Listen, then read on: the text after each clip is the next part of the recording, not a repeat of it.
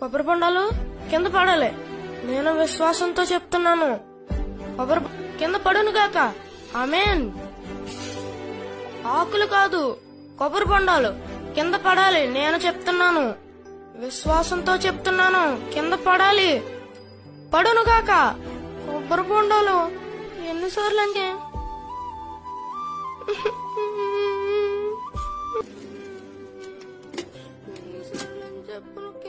పౌలు గారు, పౌలు గారు, పౌలు గారు. తాతయ్య గారు లేరు అంకుల్, ఊరెళ్ళారు. తాతయ్య గారు లేరమ్మా. మరి నువ్వేంటి ఇక్కడ కూర్చొని ఎడుతున్నావు? మా అమ్మకి ఒంట్లో బాగాలేదని కొబ్బరి బొండ నీళ్ళు తాగితే నీరసం తగ్గుద్దని కొబ్బరి బొండాలు అట్టుకెళ్ళడానికి వచ్చాను అంకుల్. చెట్టు ఎక్కుదామని ప్రయత్నించాను, నా వల్ల కాలేదు.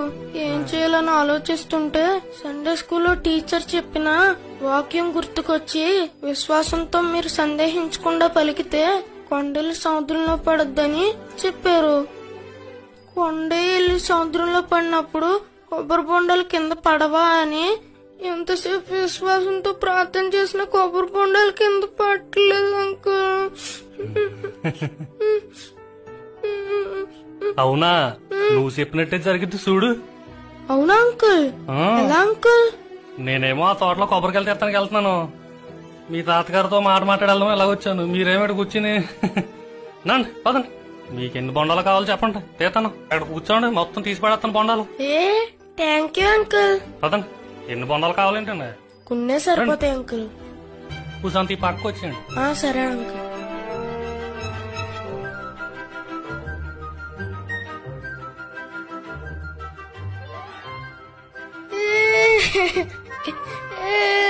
కొబ్బరి బొండాలు నాకు ఇంకా కావాలి, నాకు ఇంకా కావాలి. కొబ్బరి బొండాలు.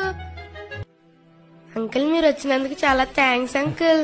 నేను రావడం కాదమ్మా, నీ విశ్వాసమేనా తీసుకొచ్చింది. అంకుల్ నేను ఎంతసేపు ప్రార్థన చేసినా దేవుడు నా ప్రార్థన వినలేదు, కొబ్బరి బొండాలు కింద పడలేదు.